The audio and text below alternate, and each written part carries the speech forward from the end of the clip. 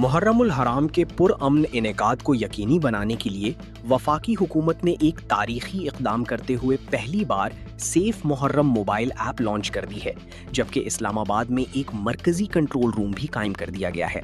یہ اقدام جدید سیکیورٹی حکمت عملی کا حصہ ہے، جس میں جیو ٹیگنگ، ڈرون نگرانی اور شہری رپورٹنگ ٹولز شامل ہیں۔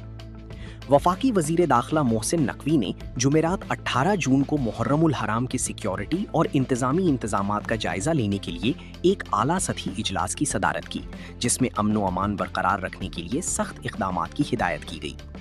اجلاس کے دوران حکام نے وزیر داخلہ کو بریفنگ دیتے ہوئے بتایا کہ اسلام آباد کی تاریخ میں پہلی مرتبہ سیف محرم نامی خصوصی موبائل ایپ تیار کی گئی ہے۔ اس ایپ کے ذریعے شہری مشکوک افراد، مشکوک سرگرمیوں یا سیکیورٹی میں کسی بھی کمی کی فوری اطلاع متعلقہ اداروں کو دے سکیں گے۔ ایپ کے ذریعے صارفین لائیو لوکیشن اور تصاویر بھی براہ راست حکام کے ساتھ شیئر کر سکیں گے، جس سے فوری رد عمل اور نگرانی مزید مؤثر بنائی جا سکے گی۔ حکام کے مطابق تمام امام بارگاہوں، مجالس اور جلوسوں کے راستوں کی جیو ٹیگنگ مکمل کر لی گئی ہے، جبکہ محرم کے دوران نگرانی کو مزید مضبوط بنانے کے لیے ڈرون کے ذریعے ڈیجیٹل مانیٹرنگ بھی کی جائے گی۔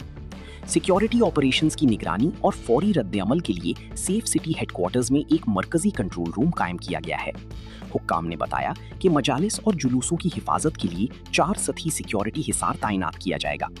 وزیر داخلہ محسن نقوی نے جلوسوں اور مجالس کے داخلی و خارجی راستوں پر سخت چیکنگ کی ہدایت کرتے ہوئے سینئر افسران کو فیلڈ میں موجود رہنے کا حکم دیا۔ انہوں نے محرم کے دوران ٹریفک کی روانی برقرار رکھنے کے لیے جامع ٹریفک پلان پر بھی عمل درآمد کی ہدایت کی۔ محسن نقوی نے مذہبی علماء کے ساتھ قریبی رابطہ رکھنے، امن و ہم آہنگی کو فروغ دینے اور ضابطہ اخلاق پر سختی سے عمل درآمد یقینی بنانے پر زور دیا۔ انہوں نے اشتعال انگیز اور نفرت آمیز مواد کے خلاف زیرو ٹالرنس پالیسی اپنانے کی بھی ہدایت دی۔